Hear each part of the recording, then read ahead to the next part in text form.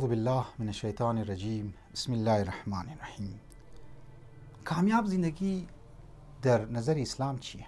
کامیاب زندگی در نظر اهل بیت علیه السلام چیه؟ کامیاب زندگی در نظر امام حسین علیه السلام که موشمو تازه مجلس هایش را تیر کردی و جوق تر جوق و بسیار در خوب تعداد الحمدلله امسال مو شرکت کردی. کامیاب زندگی در نظر امام حسین علیه السلام چیه؟ 5 نکته را از نگاه امام حسین در مورد کامیاب زندگی میخواهیم امروز در خدمت شما عزیزان و جوانهای عزیز بیان کنم که هم نکات معنوی داره و هم نکات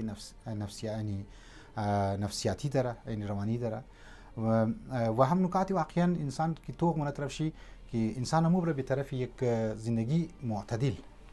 اولا نکته ایه که کامیاب زندگیه که اگر جای رفتی امام حسین علیه السلام که خدا نبود هرچی دوست داری گناه کنو، رفتی توخ کردی که اینجا خدا نیه بس گناه کو، فیلم توق منی، غیر شرعی فیلم توق منی، خود فیلم های پورنوگرافیک است گرفتار منی، طرف ناموس مردم توق منی، رشوت مخری، حق مردم مخری، بری جایداد کسته مردم جایداد هایش کسته مخری، حق بیرار خو کسته مخری، غیبت منی، کینه منی، بچه بازی، تمام هر گناه، تکبر منی. اگر هر جای خدا نبود امام حسین علیه السلام مگه بر در حالی که واقعا میگنی امام علی علیه السلام گفته ولا يمكن الفرار من حکومتک، موضوع حکومتی پروردگار عالم فرار نمیتونی، هر جایی که بری پروردگار عالم هسته. ای یک.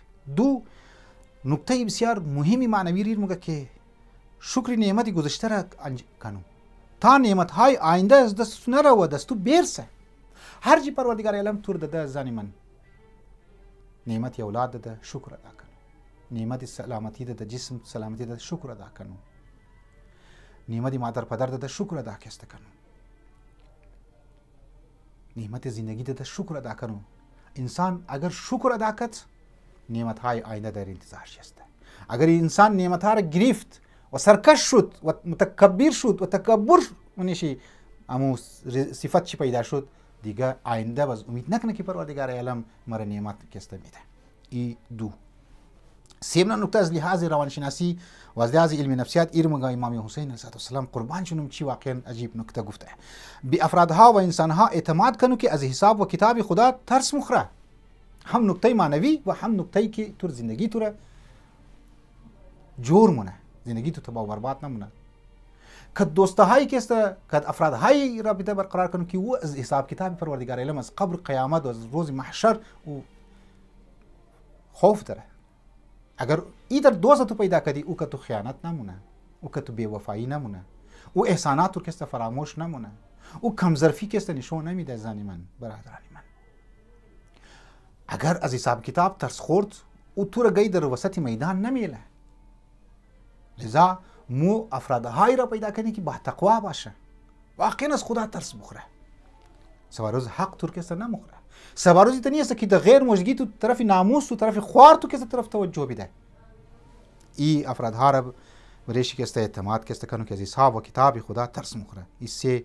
4 کارهایی را انجام بیدی که از خاطر ازو بعدن عذرخواهی نکنی. مگه او کارها را انجام بیدی که باز ایتنش نه که بعد از او خاطر که معافی بخوای. بعض افراد هر انسان در زندگی تو مونه که یک امی غصه را بکر، امی غصه کد انسان خب بعد از اون انسان پشیمان میشه و از بعد معافی میخوای. ما ببخشید زن خو میگم مر ببخشو، مادر خو میگم مر ببخشو، بیرار خو میگم مر ببخشو. لذا امام حسین میگه چرا او تا کار مونی که تو بعدن تو بری عذرخواهی کنی، او تا کار نکو که سبب شونه که تو بری عذرخواهی کسته کنی. ای که است 4. 5 سست و ټک نباش. امام حسین علیه السلام اگر زندگی خو میخوای پیش ببری، د هدف خو برسی، د موضوع مقصد خو کسته برسی و ای که مردم تو سرزنش نکنه، مردم تو را بد نگه. انسان باید سستی از زندگی خو بر کنه. زندگی را انسان باید سست نباشه.